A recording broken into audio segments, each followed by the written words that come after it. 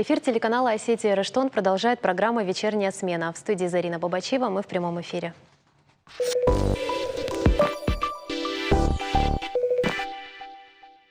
2020 год подходит к концу, самое время подвести итоги, как работали министерства нашей республики. Мы говорим в прямых эфирах нашей программы.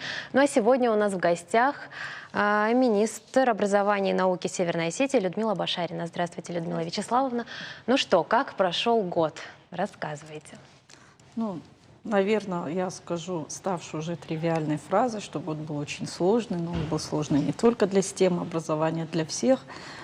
Но я думаю, что мы, в общем-то, с честью и достоинством выдержали все те испытания, которые были в течение всего этого года, и имеем определенные достижения очень неплохие.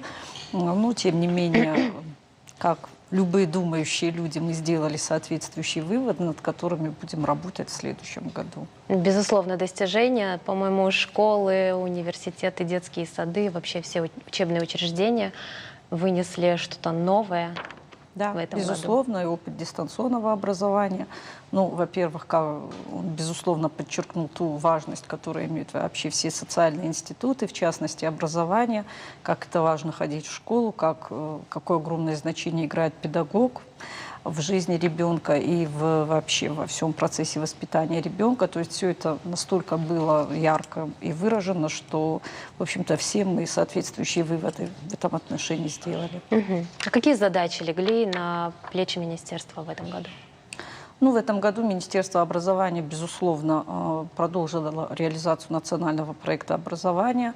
Несмотря на очень сложные условия, объективно сложные условия, тем не менее, в общем-то, все те задачи, которые перед нами стояли по реализации показателей национального проекта образования, в общем-то, нами выполнены. Все те мероприятия по вводу новых объектов, по строительству, по созданию соответствующей инфраструктуры, все это выполнено, все это доведено до потребителей, в общем-то, именно до детей, до учителей.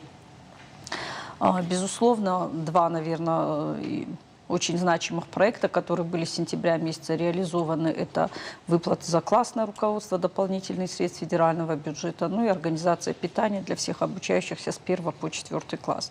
То есть это вот три таких крупных мероприятия, которые, безусловно, проходили на фоне всех остальных мероприятий, которые именно связаны с развитием содержания общего образования, в частности, если мы говорим об общем, ну и, в общем, всех остальных ступеней образования в том числе. Я напомню нашим зрителям, они могут позвонить в прямой эфир, задать свой вопрос по номеру 72 28 86. Но, Людмила Вячеславовна, подробнее, что из себя представляет нацпроект образования? Ну, мы неоднократно и очень часто об этом говорим, что такое национальный проект образования. Национальный проект образования состоит из нескольких проектов. Ну, наверное, самый инфраструктурный, крупный и яркий проект – это проект «Современная школа», который включает строительство новых образовательных учреждений школ. Этот проект включает в себя создание точек роста. Далее проект «Успех каждого ребенка», в рамках которого была создана сеть большая, разветвленная, высокотехнологичная сеть кружков в образовательных учреждениях. Это проект по цифровой образовательной среде, в рамках которой была, в общем-то, модернизирована весь компьютерный парк и, в общем-то, именно компьютерная инфраструктура, цифровая инфраструктура образовательных учреждений. Ну, то есть вот это такие ключевые позиции, в рамках которых нацпроект, в общем-то, реализуется. И, в общем, в этом году в рамках нацпроекта мы открыли школу на 1100 мест, очень долгожданный проект. Разместилась в нем гимназия «Диалог», но та замечательная модель образовательная, которая реализовывалась в гимназии «Диалог», она получила, в общем-то, свое широкое распространение. Эта школа стала школой микрорайона, 19-го микрорайона. И те замечательные учителя, которые работали в этой школе, теперь могут давать знания еще большему числу детей. Это было для нас принципиально. Кроме этого, в этом году открылась школа на 500 мест в городе Моздоке, тоже в рамках национального проекта «Современная школа». Ну и по другим федеральным проектам, это уже не проект образования, а мероприятия, которые реализуются Министерством строительства, это открытие школы на 500 мест в 18-м микрорайоне города Владикавказа, где у нас размещается гимназия, центр образования «Эрудит». Ну, то есть это вот такие значимые события, которые у нас произошли. Строительство новых школ, ну, во-первых, они строятся в новых микрорайонах, где люди только-только расселяются. Но, конечно же, очень важная задача, которая решается, это задача наличия второй смены. То есть мы должны ликвидировать это явление, вторую смену. Ну, в общем-то, строительство новых школ поэтапно к этому ведет. То есть чтобы в школе была только одна смена? Да, для того, чтобы у родителей была, конечно, максимальная возможность занимать вторую половину дня детей, для того, чтобы они посещали различные творческие кружки, ну, в общем-то, учреждения дополнительного образования. Мгм. Ну вот новые школы, они, наверное, и образование в них будет более новое, продвинутое, цифровое, как вы говорите? Ну, образование – это в первую очередь учитель. И, конечно же, другое дело, что мы должны создавать условия учителям работать, и, безусловно, в этих школах эти условия есть, то есть кабинеты, достаточное количество кабинетов для того, чтобы организовывать образование в различных формах. Это, безусловно, новое оборудование, во всех кабинетах есть интерактивные комплексы, есть компьютеры, то есть все, что нужно для того, чтобы работать учителю качественно, вся эта необходимая инфраструктура имеется в наличии. Мгм. Вы сказали выплаты за классное руководство. Эти выплаты действительны сейчас? Да, выплаты за классное руководство, около 4000 классных руководителей у нас получают эти выплаты в размере 5000 рублей, естественно, за удержанием подоходного налога. И, в общем-то, отдельные выплаты ежемесячно, отдельной суммы, отдельной выплаты, для того, чтобы она не размывалась, эта выплата в общей системе оплаты. Ежемесячно наши классные руководители получают эту выплату. Около 4000 человек. Но на что вообще делается акцент? Вот я знаю активно в школах в РФМЛИ, в математическом лицее, ребят из районов обучают активно математике, углубленно. Да? Ну, это вне рамках, это не в рамках национального проекта образования, это наши региональные проекты, это развитие математического образования, развитие химико-биологического образования. Это таких два проекта. Первый проект действительно дислоцируется на базе Республиканского физико-математического лицея-интерната. Там у нас в общежитии физмат-лицея, в общем, располагается общежитие для детей из районов, которые обучаются в 7-8 классе именно по программам углубленного изучения математики, физики, информатики. Кроме этого, они посещают занятия в кванториуме. Для того, чтобы дать более широкую возможность детям, мы, конечно же, расширяем возможности общежития и, в принципе, да, как и предполагает концепция развития любого лицея, прием будет осуществляться с основной ступени, и начальная школа Республиканского физико-математического лицея поэтапно, вот в этом году с 1 класса, переходит в другое здание, которое располагается в непосредственной близости от физико-математического лицея. Это бывшее здание 12-й школы. Ну и следующий проект, о котором хотелось бы сказать, это проект по развитию химико-биологического образования. У нас в 27-й школе уже работает 2 класса, 7-й и 8-й класс. Это, в общем-то, замечательный проект, действительно очень интересный детям и, в общем-то, очень важный для системы. Угу. Какие планы на следующий год? Ну, на следующий год у нас планы, в общем-то, развития. Это, конечно же, мы продолжаем развивать национальный проект образования. Он несколько видоизменяется содержательно, становится более предметно ориентированным. Если в этом году, в прошлом году он был больше направлен на развитие так называемых легких компетенций, то сегодня он больше связан именно с предметным содержанием. В рамках национального проекта мы продолжим мероприятия по созданию точек роста в образовательных учреждениях, расположенных в сельской местности. На базе той же 27-й школы у нас появится в этом году первый пришкольный кванториум. То есть не отдельное здание кванториума, как у нас было в этом году в Моздоке, к примеру, или как у нас есть уже 2 года функционирует в городе Владикавказе, а такая пришкольная сущность, школьный кванториум. Кроме этого, конечно, мы продолжим работать над созданием цифровой образовательной среды, над обновлением инфраструктуры компьютерного парка. Ну и, наверное, самое главное, над чем мы будем работать в 2022 году, в системе образования республики появится очень значимое и очень важное вообще для всех, для нас и для республики явление, как Центр по работе с одаренными детьми, который будет работать по принципу функционирования фонда «Талант и успех», то есть так называемый «Сириус», который находится в городе Сочи. Вот буквально сейчас мы занимаемся разработкой проекта. Это здание будет находить, вообще весь этот центр, не только здание сам, весь центр будет находиться в рекреационной зоне города Владикавказа. Он будет располагать кампусом на 50 человек, то есть он будет оснащен всем необходимым оборудованием. На это выделяются деньги с федерального бюджета. Строительство будет вести за счет небюджетных источников финансирования. Это такой очень важный, значимый проект, особенно учитывая то, что у нас в республике нет такого центра, который именно целенаправленно занимается подготовкой одаренных детей. Спасибо большое, Людмила Вячеславовна, что пришли сегодня к нам, нашли время. К сожалению, нам нужно переходить к другим гостям. Спасибо большое. А мы уходим на рекламу.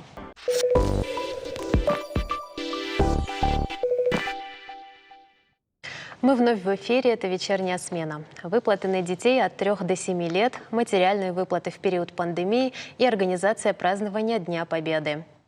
Какие еще были достигнуты в этом году цели Министерством труда и социального развития республики, нам расскажет заместитель министра Алина Айдарова. Здравствуйте, Алина Казбековна.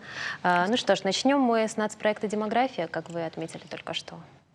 Да, наше министерство с 2019 года участвует в реализации национального проекта «Демография», в том числе в реализации подпроекта «Финансовая поддержка семей с детьми». В рамках этого подпроекта нашим министерством осуществляются различные выплаты семьям с детьми. Ну, наверное, всем уже известны. Это выплата по поручению президента Российской Федерации в связи с рождением первого ребенка, выплаты на третьих и последующих детей. По нашей линии, по республиканской, мы оказываем помощь, выделяем субсидии на приобретение жилья семьям, в которых родилась тройня, ну или более детей одновременно. И вот новая выплата в этом году начала осуществляться нашим министерством от 3 до 7 лет на детей включительно. Да, могу поподробнее рассказать. Да, пожалуйста, поподробнее. Какие нужны документы собирать, куда обращаться? Да, ну, то, что касается документов, это семьи с детьми могут обращаться и в МФЦ, и в наше управление социальной защиты населения с документами. Допустим, выплаты на первенца и на третьих и последующих, они требуют обращения на бумажных носителях, то есть документы должны предоставляться в бумажном виде. На выплату от 3 до 7 лет, вот в этом году, которая новая выплата введена, по этой выплате граждане обращаются через портал госуслуг. То есть пишут заявление, то есть заполняют там заявление, и автоматически оно попадает в нашу информационную систему, в которой мы обрабатываем эти заявления. Ну, что здесь еще хочется отметить? Вот эти все выплаты, они назначаются в зависимости от дохода семьи. То, что касается выплаты на первого ребенка и на третьих и последующих, критерий нуждаемости установлен 2 величины прожиточного минимума. То есть среднедушевой доход семьи не должен превышать 2 величин прожиточного минимума. Если выражаться в цифрах, то это 20 866 рублей на одного человека. То, что касается выплаты от 3 до 7 лет на детей, эта выплата назначается семьям со среднедушевым доходом ниже прожиточного минимума, то есть 1 величины. Вот в этом году она составляет 9 860 рублей. Ну, могу сказать, что, допустим, в этом году уже получателями выплаты на первенца у нас являются более 5800 семей, на третьих и последующих более 6800 семей. Естественно, направлены средства на эти выплаты. На первенца более 644 миллионов из федерального бюджета и приблизительно такая же сумма на третьих и последующих. А вот выплаты от 3 до 7 лет, они ежемесячные?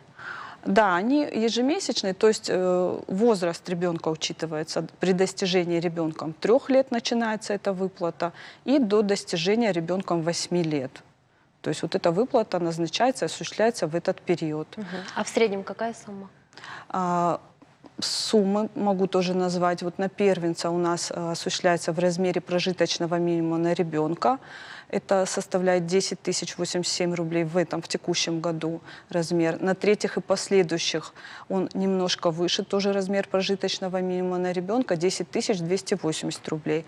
А на третьих и последующих выплачивается половина размера прожиточного минимума. То есть вот в текущем году размер составляет пока что 5043 рубля.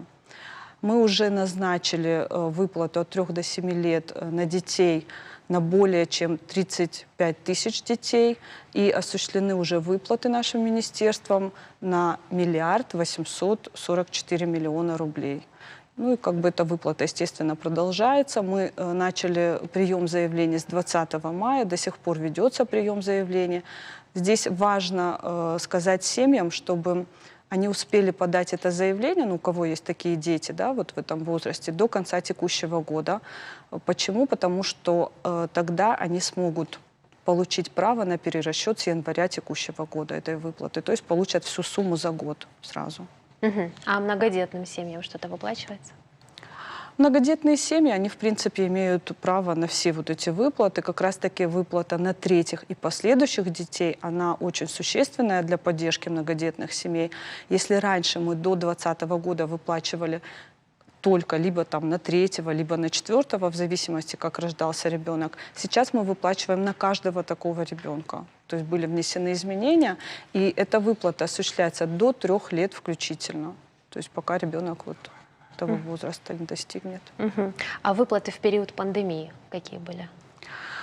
Да, в этом году вот, в связи с распространением новой коронавирусной инфекции, с марта месяца правительством республики было принято решение о поддержке семей, потерявших доход в период пандемии.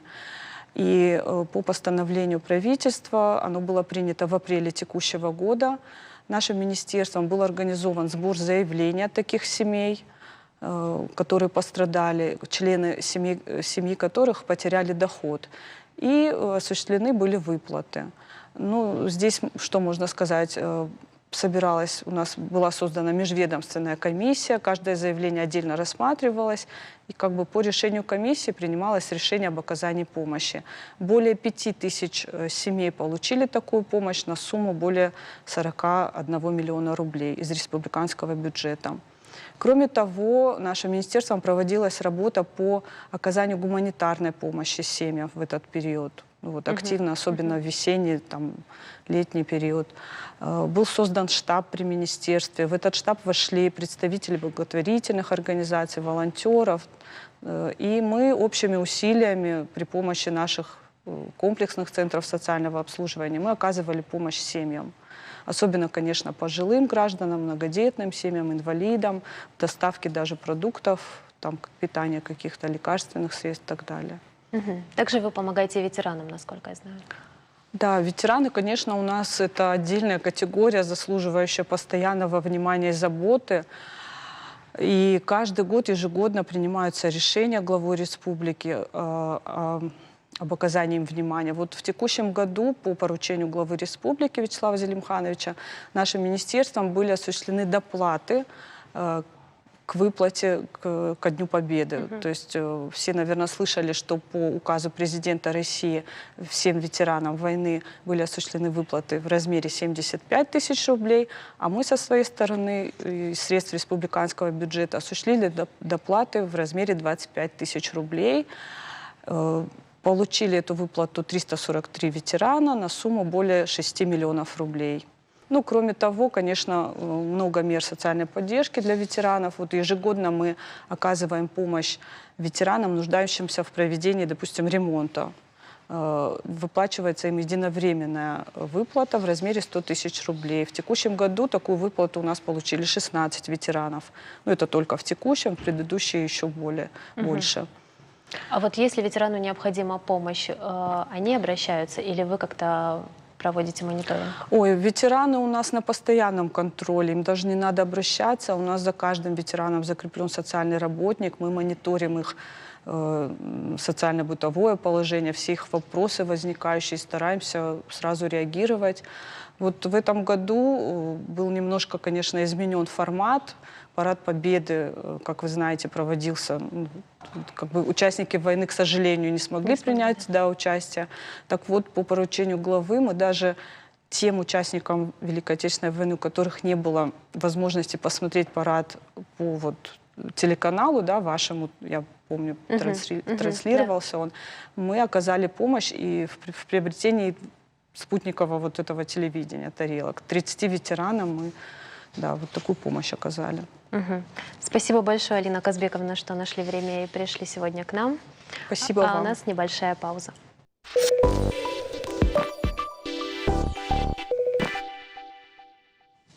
Мы продолжаем наш эфир. До Нового года осталось чуть больше 2 недель. Еще есть время нарядить елку. Однако те, кто выбирает живое, а не искусственное дерево, должны знать некоторые правила. А еще позаботиться о судьбе новогодней красавицы и после праздника. Как это сделать, мы поговорим с начальником территориального отделения Владикавказское лесничество Маиром Бузоевым.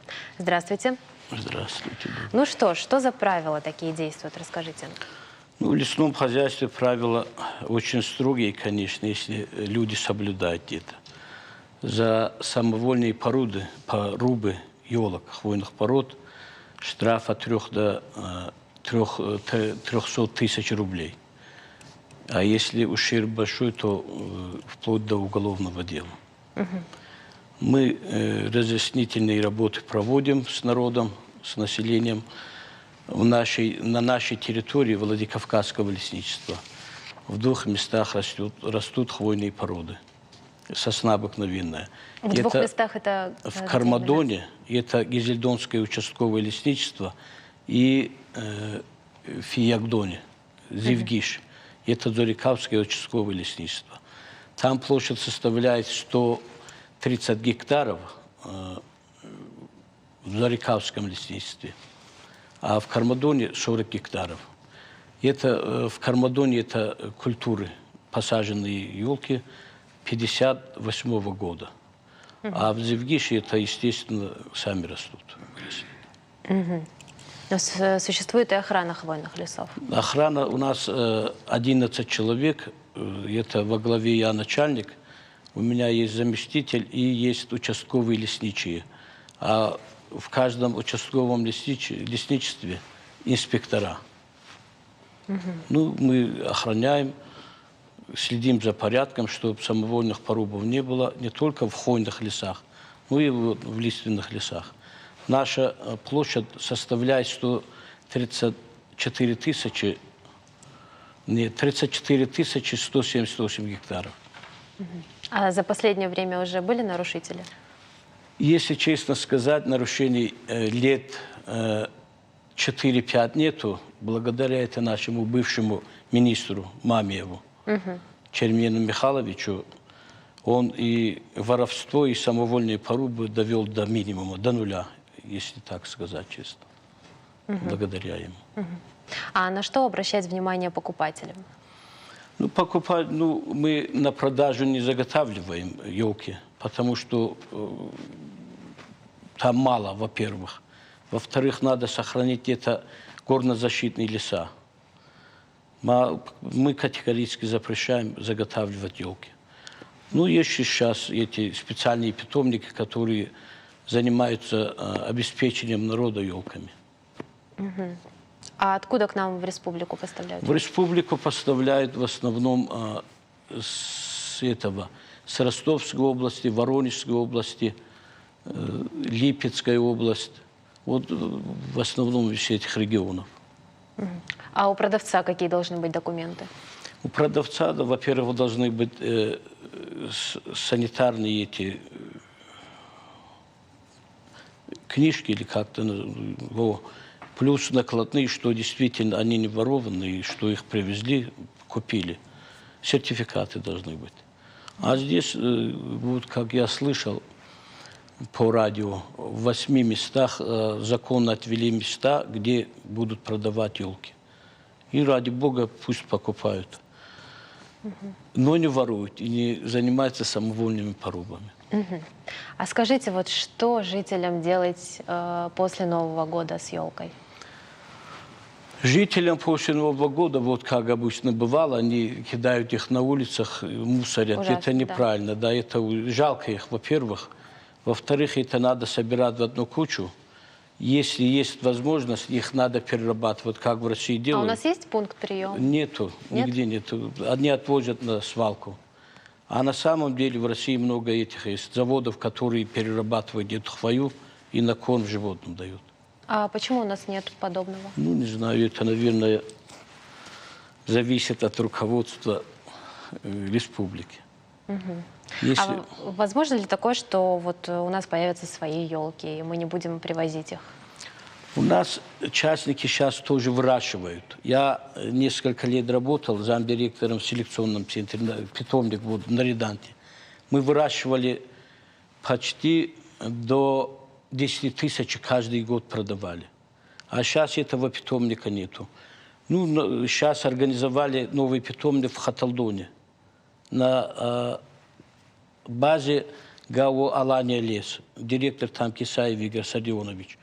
Ну, площадь тоже большая, они и посадили сеянцы, и посеяли. Я думаю, что через года-два уже хотя бы какую-то часть населения обеспечат. Через года два? Да. Сейчас они еще маленькие. А за сколько лет примерно может вырасти елка?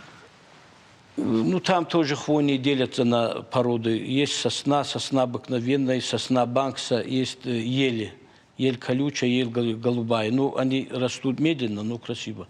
Самые быстрые растут сосна банкса, ну, качество не такое. А сосна обыкновенная тоже растет хорошо. Ну, через 4-5 лет после посева можно их продавать, реализовывать. Маир Фацбаевич, вы говорите, проводите рейды, следите за хвойными лесами. Давайте подробнее, как это все происходит. Ну, рейды, у нас эти инспектора, каждый инспектор с утра, с 9 рабочее время, у нас с 9 до 6 часов. Утром я им даю лично служебное задание. У каждого своя территория, раньше назывался обход, а сейчас территория, участок. И они едут туда. У каждого лесничества есть служебные машины. Они на ходу, обеспечены бензином, никаких этих нету работ. Я их отправляю, они объезжают или стоят, есть места, где постоянно оттуда можно смотреть. И если что, останавливают, спрашивают, они в форме всегда, удостоверение при себе. Народ знает, на машинах написано «Лесная охрана». И вот так каждый день. А бывает еще совместные рейды с милицией и МЧС. Это в месяц 4 раза. Как минимум 2 раза. Это только перед Новым годом или на Нет, протяжении это, я же говорю, это повседневная наша работа. Охрана, защита леса. Повседневная наша работа. Нам за это государство платит. И давайте еще раз, вот за незаконную рубку деревьев какие штрафы? За незаконную рубку деревьев от 3 до 300 тысяч штраф. А если ущерб большой, тогда уголовное дело. Вплоть до уголовного дела. Да. Спасибо большое, Маир Фацбаевич, что пришли сегодня к нам и рассказали. У нас небольшая пауза.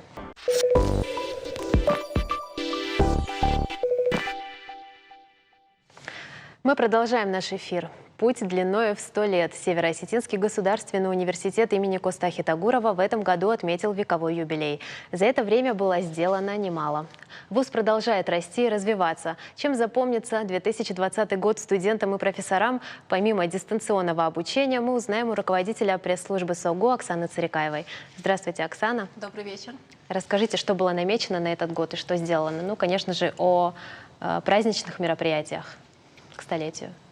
Безусловно, все мероприятия у нас были так или иначе связаны с столетним юбилеем вуза, но из-за известных событий, к сожалению, нам пришлось перенести на следующий год, но от этого, возможно, мы, наоборот, растянули весь момент, Предчувствие праздника. прочувствовать именно то столетие, узнать еще больше о том, какие достижения были сделаны предшественниками, и что мы можем, и как мы можем не опустить, а наоборот поднять еще больше ту высокую планку, которая была поставлена нашими выдающимися учеными, которые работали в Северо-Остинском государственном университете. Потому что столетие — это не просто здание, это не просто дата, а это в первую очередь люди. Потому что самое главное в университете это студенты и преподаватели. И тот вклад, который они внесли, благодаря этому у нас сейчас есть достойный, надежный фундамент для того, чтобы развиваться. Не раскроете нам немножечко тайны празднования? А тайны празднования пока не раскрою, потому что еще лучше будет, если вы сможете увидеть их, как эти мероприятия будут проходить. И, конечно же, ваш телеканал будет информационно сопровождать каждое наше мероприятие. Безусловно. Расскажите тогда, что удалось совершить в этом году? Опять же, известное событие, конечно, заставило поменять планы, но вот тот карантин, который имел место быть, мы постарались его превратить в Болдинскую осень Пушкина. Потому что, как известно, Пушкин во время карантинных событий, которые имели место быть в XIX веке, вместо того, чтобы просто запереться в своем родовом имении, он написал огромное количество произведений, которые мы сегодня с упоением читаем, и следующее поколение тоже будут читать. И для нас это тоже был момент, когда это была действительно та самая вот табула раса, которая показала, что мы собой представляем, насколько мы готовы к тем вызовам, которые жизнь поставила перед нами.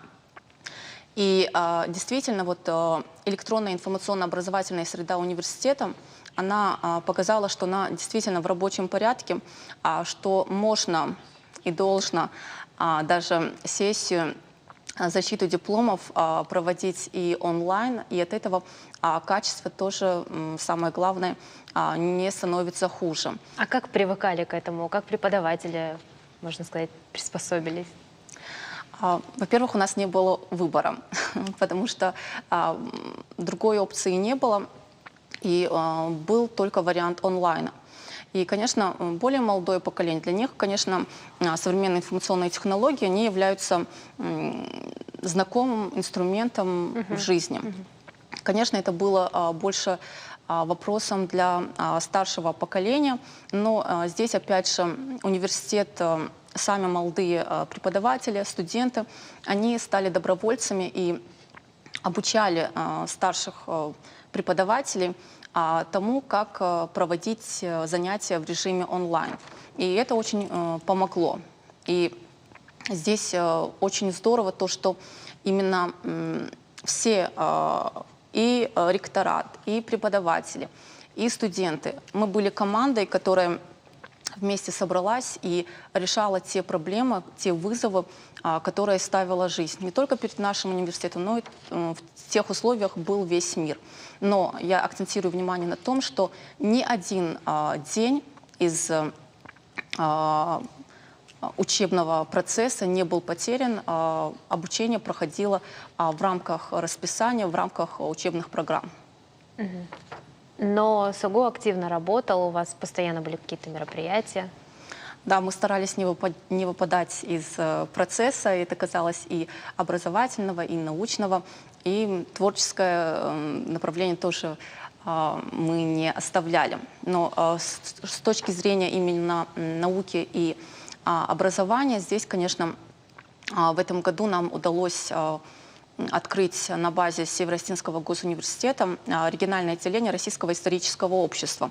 Это очень важное событие, потому что сотрудничество с этим обществом, оно позволило нам также выйти и на международное сотрудничество. Наш исторический факультет провел с Национальным архивом Финляндии значительную работу, благодаря которому стали известны доселе неизвестные факты из истории Второй мировой войны. То, что финские добровольцы в составе СС-дивизии «Викинг», они проводили, скажем так, какую деятельность проводили на территории Республики Северная Осетия и Алания, в частности, Северной Осетии. А также с точки зрения истории, недавно как раз мы вошли в консорциум университетов, которые будут изучать археологическое наследие Крыма. Это очень важно, потому что здесь не только с точки зрения узкой специализации, но если смотреть шире, именно с точки зрения национального ракурса, потому что скифо-сармато-аланский мир, он включал в древности и в Средневековье и территорию Крыма. Поэтому для нас это, конечно, очень важный вопрос. Кроме того, мы в этом году начали сотрудничество с Курчатовским геномным центром. Это выдающийся центр мировой науки. И то, что нам удалось провести первую совместную экспедицию, это действительно тот важный задел, который открывает дорогу для последующих проектов. Это не только публикации в научных журналах, но и совместные проекты, в том числе грантовые, которые будут организованы и реализуемы нашими учеными, магистрантами, аспирантами. Вы только что сказали о сотрудничестве ИСТФАК, а также исторический факультет сотрудничает и с Иранским университетом, и магистры активно изучают востоковедение. У нас с иранскими вузами наметилось очень активное сотрудничество с 2016 года, когда Тегеран посетили делегация Северо-Осетинского государственного университета во главе с ректором СОГУ Аланом Угоевым. И было подписано соглашение о сотрудничестве с Тегеранским университетом именем Алама Табатабаи. И с тех пор очень активное взаимодействие действительно происходит. И это и академический обмен между студентами и преподавателями, но и реализуются также проекты, которые даже выходят из исторического факультета. Но в этом году, кстати, вот факультет русской филологии, он организовал бесплатный онлайн-курс для студентов Тегеранского университета имени Алама Табатабаи. Онлайн-курс как раз во время пандемии, в разгар, весной. И вместо того, чтобы здесь можно подумать, что наоборот условия, когда ничего нельзя сделать, ничего нельзя реализовать, а наоборот наши преподаватели не показали, что можно не только для себя, не только то, что по графику стоит, но и сделать что-то извне выходящее. И действительно очень большой отклик в Иране вот эта программа она нашла. А сейчас мы начинаем сотрудничество с Тегеранским университетом. Это один из старейших университетов Ирана. И здесь сотрудничество будет проходить в плоскости истории и языкознания. Совсем недавно ректор СОГУ провел онлайн-лекцию. Расскажите, о чем говорили. Это проект Агентства стратегических инициатив. Он называется «100 лекций ректоров», когда они выбрали сотню руководителей ведущих учебных заведений, и руководители вузов должны были рассказать о третьей миссии университета. И здесь, наверное, у многих зрителей будет вопрос, а что такое третья миссия университета? И которые Есть первые и вторые? Две? Да. Первая миссия – это, конечно, образование. А вторая миссия – это наука. А третья миссия – это Алан Русмакович назвал «ответственный университет». Это как раз вот социальная миссия университета, которую должна иметь место быть. И Алан Русмакович в своей лекции как раз подчеркнул, что успешный университет равно успешный регион. И это два сосуда, которые зависят друг от друга. И сегодня, когда мы говорим про вузы, вуз хороший, то здесь надо акцент делать и на том, что вуз должен быть не только хорошим вузом сам по себе, но какой полезный эффект он делает для региона, какой КПД в этом Ну, мне кажется, это о контексте. том, что студенты должны оставаться в регионе. Это и да, но это уже мы говорим про трудоустройство, когда они уже получили диплом. Но здесь именно акцент мы делаем сейчас на том, что сейчас университет не только узкопрофильно с точки зрения специалиста равно рабочее место, а с точки зрения того, какие социальные миссии может нести университет. Вот, например, я могу привести в пример развитие экологической культуры. Здесь первые шаги сделал университет. То есть раздельный сбор отходов. Вроде бы где университет и где мусороперерабатывающие предприятия. Но это опять же сознание, которое есть у студентов. Вот я как преподаватель в начале учебного года спросила первокурсников о том, что вас удивило в университете. И первое, что мне ответили, это когда мы увидели урны с раздельным сбором отходов, потому что это показало, на каком уровне находится университет. И если театр начинается с вешалки, то здесь тоже, когда студент заходит в университет, то он должен видеть в каждом сантиметре культуру, которую несет университет. И вот как раз экологическая культура – это тоже, безусловно, важный элемент. И вот наше экологическое движение «Сансара», они проводят экоуроки в школах, ведут экоблог, то есть всячески занимаются просвещением именно этой темы. Выходят на субботники, насколько я знаю. То есть здесь не только узко в университете что-то происходит, но эти знания, они выходят наружу. И, кстати, с Испанским университетом Изабеллы I тоже опять в разгар карантина, я ведь говорила о том, что мы хотели именно сделать Болдинскую осень. Запустили онлайн-курс на тему Центра устойчивого развития Организации Объединенных Наций, где есть 15 целей ООН, которые должны изменить мир к лучшему. И одна из этих целей как раз посвящена образованию. И программа шла она на русском, английском и испанском языках. То есть наши студенты были задействованы? Здесь это был открытый курс, там были и студенты и из испанских вузов, и наши студенты именно российские. Ну, предстоит студентам и зимняя сессия. Расскажите, как она будет проходить? Зимняя сессия будет проходить в смешанном формате. И здесь, опять же, все зависит от эпидемиологической ситуации. Но в любом случае будет иметь место быть именно смешанный формат. Часть зачетов, экзаменов будет проходить в очном порядке, часть в онлайн. Но опять же наша электронная информационно-образовательная среда университета, она позволяет проводить это качественно. А сами студенты что говорят? Им как больше нравится учиться?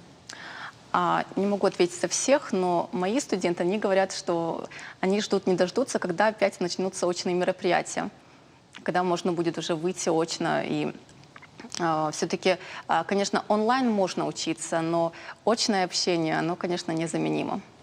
Какие цели у СОГУ на следующий год?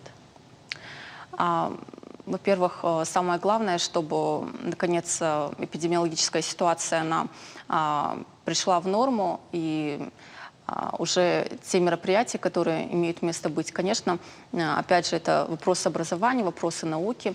И, безусловно, для нас сейчас на повестке стоит участие в конкурсе, федеральном конкурсе программы стратегического академического лидерства, которое было объявлено в этом году министром науки и высшего образования Валерием Николаевичем Фальковым.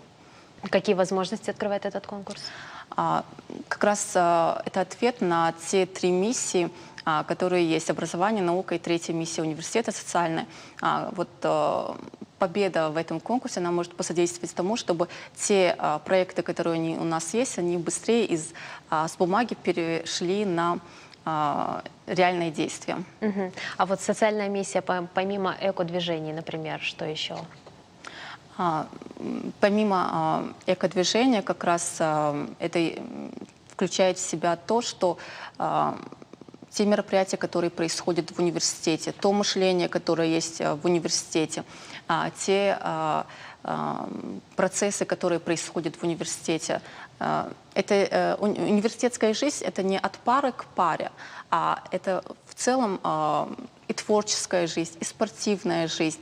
Алан Рузмагович всегда, еще до пандемии, акцент делал на том, чтобы студент должен с утра до вечера находиться в университете. Но не потому, что он должен там находиться, а потому, что ему должно быть там интересно. И, конечно, сейчас из-за эпидемиологической ситуации это невозможно, но, надеемся, в скором времени это будет уже можно сделать. Спасибо большое, Оксана, что пришли сегодня к нам. Успехов в новом году. Спасибо. Наша программа подошла к концу. Спасибо, что были с нами. Далее в эфире новости. Я прощаюсь. До скорого.